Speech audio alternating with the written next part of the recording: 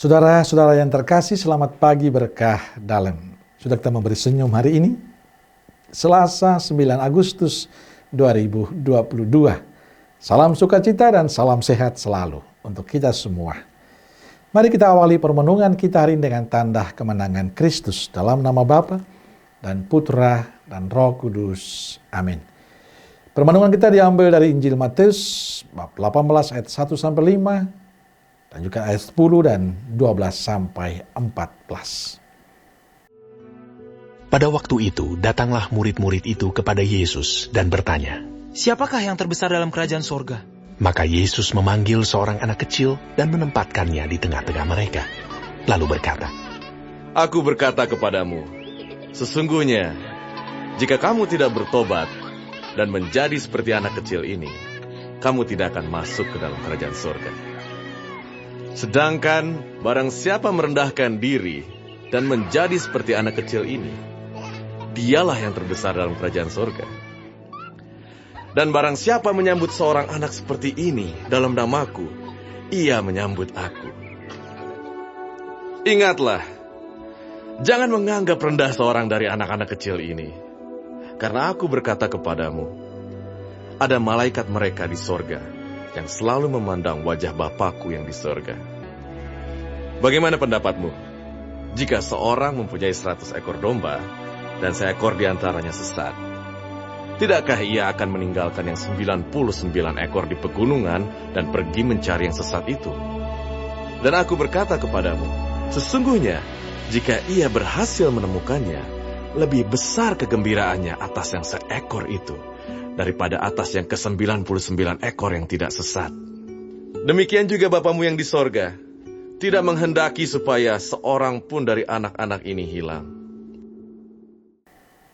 Saudara yang terkasih, dalam bacaan Injil hari ini ada dua hal yang bisa kita renungkan bersama. Pertama, pertanyaan para murid kepada Yesus. Siapakah yang terbesar dalam kerajaan surga? Untuk menjawab pertanyaan itu, Yesus memanggil seorang anak kecil dan menempatkan di tengah-tengah mereka. Lalu berkata, aku berkata kepadamu, sungguh jika kalian tidak bertobat dan menjadi seperti anak kecil ini, kalian tidak akan masuk dalam kerajaan surga.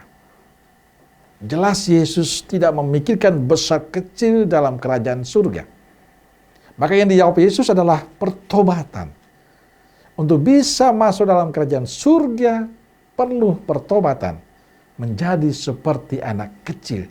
Ia tergantung pada orang lain. Tidak merasa diri mampu dan melupakan orang lain. Orang yang rendah hati. Dan itulah yang diharapkan oleh Yesus. Saudaraku yang terkasih, bila ingin masuk surga, perlu pertobatan dari kita. Menjadi pribadi yang selalu bergantung pada kemurahan Allah. Menjadi pribadi yang rendah hati. Yang kedua, Injil bercerita tentang seorang yang mempunyai 100 ekor domba dan seekor di antaranya sesat.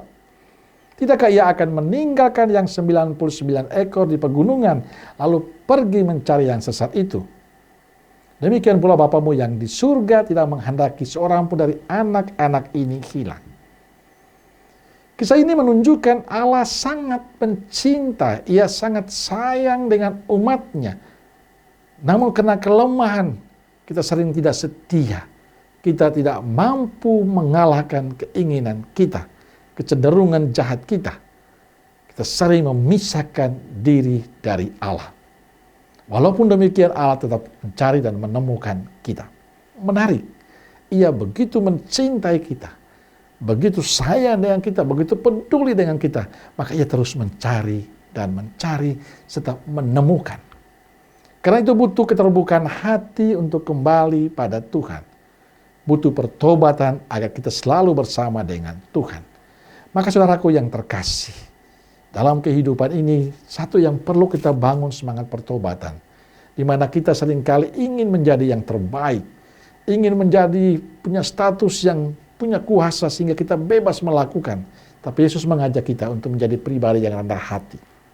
Pribadi yang tidak lupa akan Tuhan. Tapi juga kita membangun relasi yang baik dengan Tuhan.